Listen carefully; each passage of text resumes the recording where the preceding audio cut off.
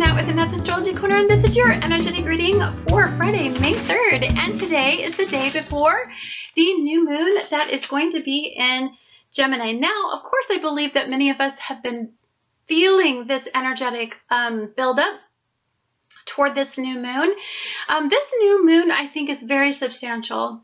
It really has, I think it's about applying logic and reason to a time that I think is very karmic and very fated. So you can imagine how extreme it would be for you to have to really, really think that way. So today the moon and the sun is in Gemini energy today, because of course it's building toward the new moon. So I believe that what's going to be enhanced is the extremes between our what's emotionally motivating us and what our deepest desires are now. And each one of those areas is extreme as well. There's a duality. There's a duality between our emotional well-being, what we emotionally desire, our emotional stability, and then of course what we desire on a very rational level. I think even emotion, we want something that we can align with on a very logical level. We're really tested in this energy to really embrace intuition, to really embrace the belief system that there is just more going on here than just some scientific, rational reason for what we're feeling right now. So I believe that both energies are in immutable energy. So 1 minute you may be logical and aligned with a choice, and then the next minute you may feel emotionally compelled to make a different choice. Oh yes. So I believe that 1 minute logic is going to take over, and then the next minute we may have some emotional reaction to it. That these two may there may be a duality. They may not line up. The mindset may be confusing, because what emotionally motivates us can be often different than what we logically, reasonably know that we should be pursuing. So I believe that we have a lot of those very, very fated conversations. I believe that until we have the moon go into Gemini, we have Mercury in Taurus, which is going to be conjunct with the moon in Taurus. This is going to be until about 8 p.m. tonight. So I believe that, okay, so what we're going from is we're going from very fixed mindsets. We're going from fixating on what we deeply want on an energetic level. Taurian energy is very, very intuitive energy. It tunes into all 5 senses. It's when all 5 senses support a decision. Think about it as spidey senses. I believe that Tauruses have spidey senses off the chart.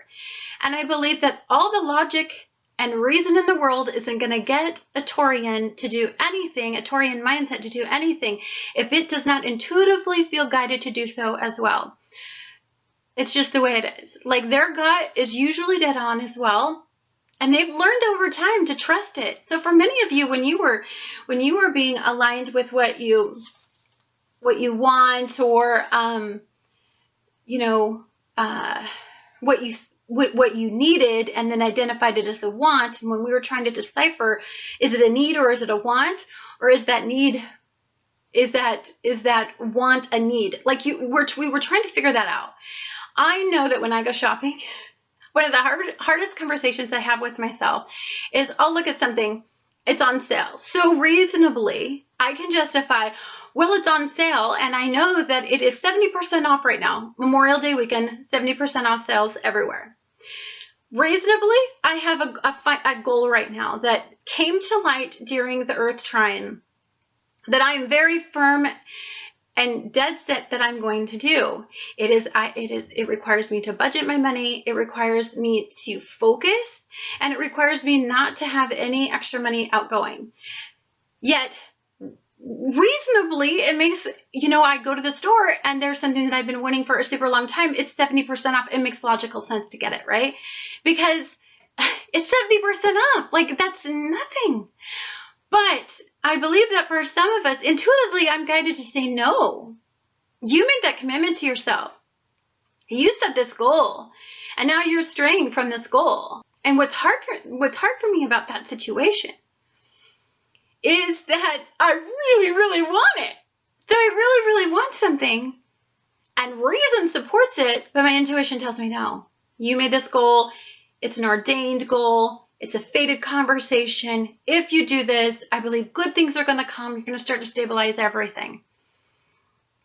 So when these energies shift over, we go from this Taurian conversation that we've been having for some time. We start to embrace this new beginning in Gemini energy.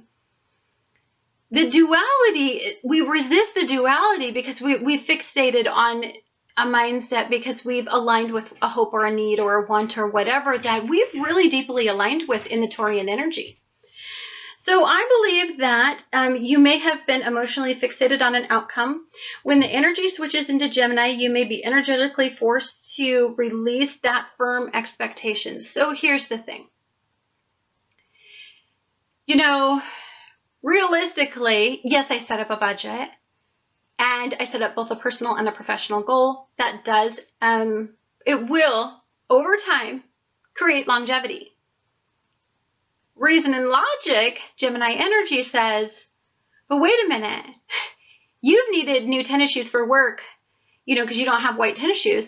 You've needed white tennis shoes for, summer clothing for a year. And you have been just really pouring everything into Annette's astrology corner. So now it's time to be reasonable and logical and get those white tennis shoes that are 70% off. They're going to be nothing. You're saving a ton of money. That really screws with my brain because it also seems reasonable and logical if it fills a need and an absolute need and a want. So there's a duality in these thought processes that I believe that we're going to revisit during the new moon. So as all this energy is building, I'm using these simple little ideas, but I hope you guys are getting what I'm trying to say. I think this Mutable Grand Cross will influence you to consider the extremes in your mindsets. Again, I really felt torn when I had this conversation with myself because it was all about my budget. And I'm firm. When I get goal-oriented, I have Capricorn in my second house. That's all you got to say right there. When I get a goal, when I get goal-oriented, man, there is no knocking me off I am climbing that cliff no matter what, and it's going to happen, and I'm super firm, and I'm super regimented. But I believe that I believe that the Mutable Grand Cross is going to give you it's going to give you a really good dualistic type mindset. You have to be adaptable. You have to have two conversations with yourself. When I go to a store, is it a need or is it a want? 98% of the time, it's a want. It's not a need. It's not a need to live off of. I have to have this conversation. That's a dualistic mindset. I have a Gemini rising. So I'm impulsive as hell, but I have enough energy in me to make me think, oh, is that a need or a want? I didn't always have this when I was younger. I was very Gemini, and I just would impulsively react to everything. That's a lot of this adaptability. That's a lot of this Mutable Grand Cross, really testing, firming up. You're really trying to firm up where you're unstable in this energy. I think the Grand Earth Trine is stability, consistency, and ascension. Inevitably, I believe that the Grand Cross brings up that fated conversation about adaptability, open mindsets. More importantly, opening up closed mindsets.